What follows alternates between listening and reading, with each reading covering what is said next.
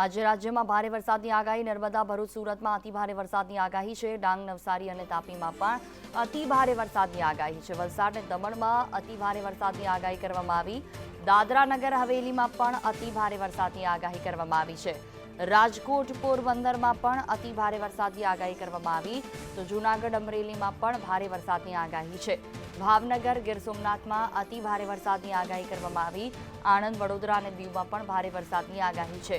છોટાઉદેપુર, સુરેન્દ્રનગરમાં પણ વરસાદની આગાહી કરવામાં આવી.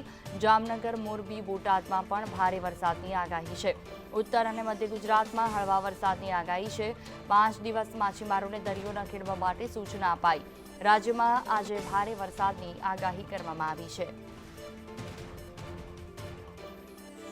રાજ્યભરમાં વરસાદી માહોલ છે, જ્યારે આજે અનેક વિસ્તારોમાં ભારેથી અતિભારે વરસાદનું અનુમાન કરવામાં આવ્યું છે.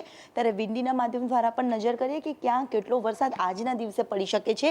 તો સાયક્લોનિક સર્ક્યુલેશન સક્રિય થવાના કારણે રાજ્યભરમાં વરસાદી માહોલ વચ્ચે કેટલાક વિસ્તારોમાં ભારેથી અતિભારે વરસાદ રહેવાનો છે, જેમાં સૌથી વધુ અસર સૌરાષ્ટ્રના કેટલાક ભાગો છે કે જેમાં ભાવનગર, અમરેલી, બોટાદ, જસદણ, ગોંડલ, રાજકોટ, ચોટીલા, સુરેન્દ્રનગર, જૂનાગઢ, વેરાવળ સહિતના જે તમામ વિસ્તારો છે ત્યાં ભારેથી અતિભારે વરસાદ રહી શકે છે. તો દક્ષિણ ગુજરાતના વલસાડ, નવસારી, ડાંગ, તાપી, આહવા, સુરત, ભરૂચ સહિતના વિસ્તારોમાં પણ ધોધમાર વરસાદ વરસી શકે તેવું અનુમાન કરવામાં આવ્યું છે. બીજી તરફ ઉત્તર ગુજરાતમાં સામાન્યથી મધ્યમ વરસાદ મહેસાણા, પાટણ, અરવલ્લી, સાબરકાંઠા, પંચમહાલમાં રહી શકે છે. તો મધ્ય ગુજરાતમાં અમદાવાદ, વડોદરા, નડિયાદ, ખેડા સહિતના વિસ્તારમાં પણ સામાન્યથી મધ્યમ હળવો વરસાદ પડી શકે છે.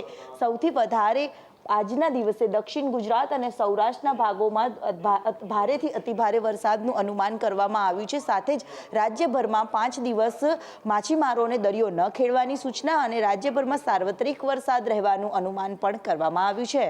કેમેરામેન મનીષ વણિયા સાથે દિવ્યા ચૌહાણ, સંદેશ ન્યૂઝ, અમદાવાદ.